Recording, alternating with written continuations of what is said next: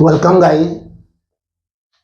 आज हम present continuous tense के नेगेटिव सेंटेंसेस, निषेधात्मक वाक्य जिसमें नहीं आता है, पढ़ेंगे। प्रेजेंट कॉन्टिन्यूअस टेंस आप पढ़ चुके हैं, जिसमें कोई कार्य चल रहा होता है वर्तमान काल में, जिसके अंत में रहा है, रही है, रहे हैं, रहे हो, ये शब्द आते हैं। ऐसा लगता है कि वह कार्य गतिमान है। जैसे माली बगीचे में फूल नहीं तोड़ रहा है, तुम्हारा भाई अपना कार्य नहीं कर रहा है, वे क्रिकेट नहीं खेल रहे हैं, वह पतंग नहीं उड़ा रही है। तो ये क्या हो रहा है, वो काम नेगेटिव में हो रहा है, यानी नहीं के रूप में है, लेकिन अंत में क्या आया है, रहा है, रहा है, रहे हैं, रही है, रहा है, रहे हैं, ये शब्द आते हैं। तो अनुमान हम लगा लेते हैं कि ये तो काम वर्तमान काल का है जो नहीं हो रहा है।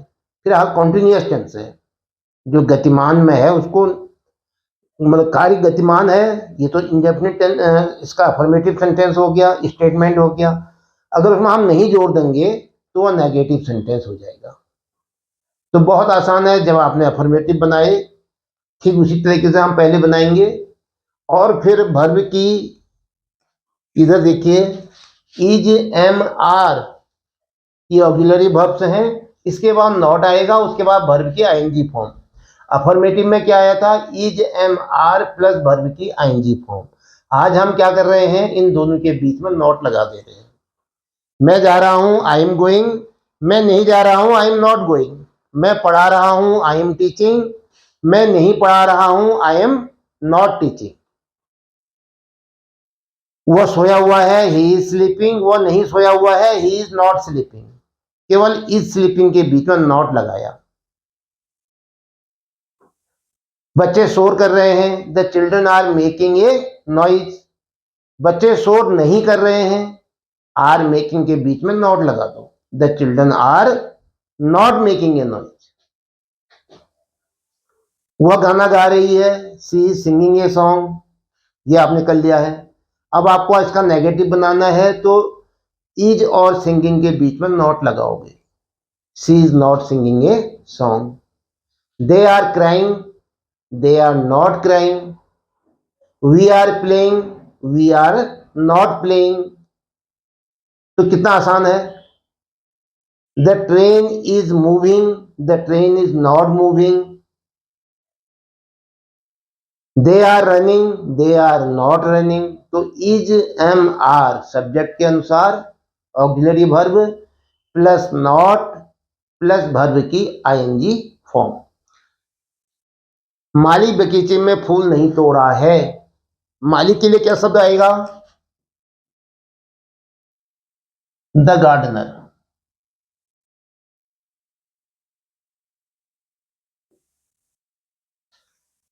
तोड़ रहा है कि अंग्रेजी क्या होती है, इज प्लकिंग। तोड़ने को कहते हैं प्लक। तोड़ा है, इज प्लकिंग, प्लक में आईएनजी लगाएंगे। अब नॉट है तो क्या हो जाएगा, इज के बाद नॉट लगा दोगे, इज नॉट प्लकिंग फूल, फ्लावर्स। कितना आसान है। The gardener is not plucking flowers, बगीचे में, in the garden.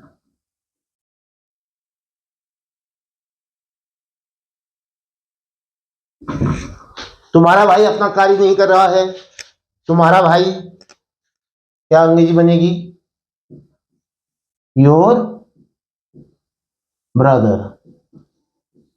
Your brother कार्य कर रहा है, इज डूइंग, इज वर्किंग। नहीं कर रहा है, is not doing, is not working. तुम्हारा भाई अपना कार्य नहीं कर रहा है, your brother is not doing अपना।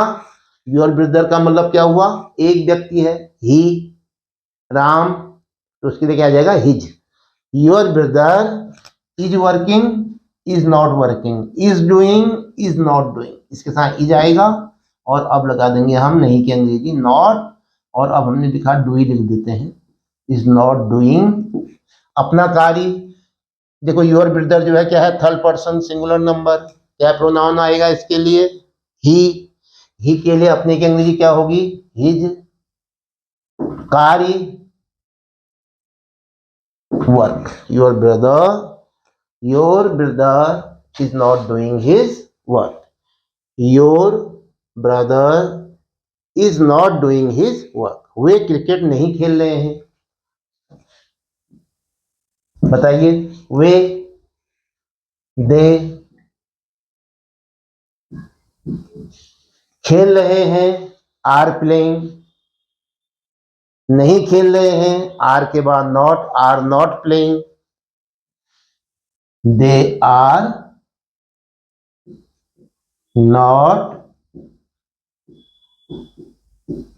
प्लेइंग। ऑब्जेक्ट दिया है cricket, they are not playing cricket.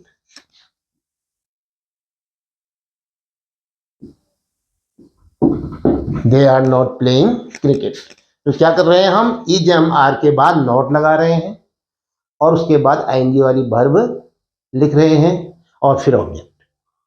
वह पतंग नहीं उड़ा रही है, वह क्या आएगा, ही आएगा, सी आएगा। यहां पर देखो उड़ा रही है तो क्या है, फेमिनिन जेंडर है, तो क्या आ जाएगा, ही नहीं आएगा, सी आएगा। तो वह की अंग्रेजी क्या बनाओगे, सी। उड़ाना, फ्लाई, उड़ा रही है, इज फ्लाइंग, नहीं उड़ा रही है, is not flying, she is not flying. क्या नहीं उड़ा रही है, पतंग, अ काइट।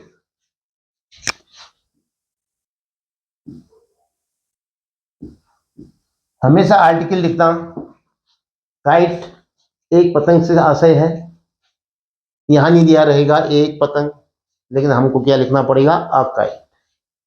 अगर आप द काइट लिख दोगे तो इसका मतलब है जो पतंग थी उन पतंगों में कोई विशेष खास किस्म की, इसलिए यहां पर हम क्या लाएंगे, इंडेफिनिट आर्टिकल अ लाएंगे, अ काइट। नेक्स्ट, तुम्हारा मित्र परिश्रम नहीं कर रहा है, तुम्हारा मित्र क्या अंग्रेजी बनेगी तुम्हारा मित्र की, योर फ्रेंड परिश्रम कर रहा है कि अंग्रेजी बना लो पहले, यहां तो है परिश्रम नहीं कर रहा है, आप लिखोगे परिश्रम कर रहा है, इज वर्किंग, काम करने को वर्क कहते हैं, परिश्रम के लिए वो हार्ड कह देते हैं, इज वर्किंग हार्ड, कठिन परिश्रम कर रहा है।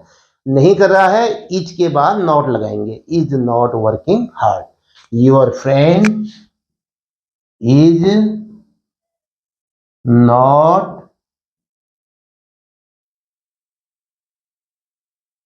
Working hard.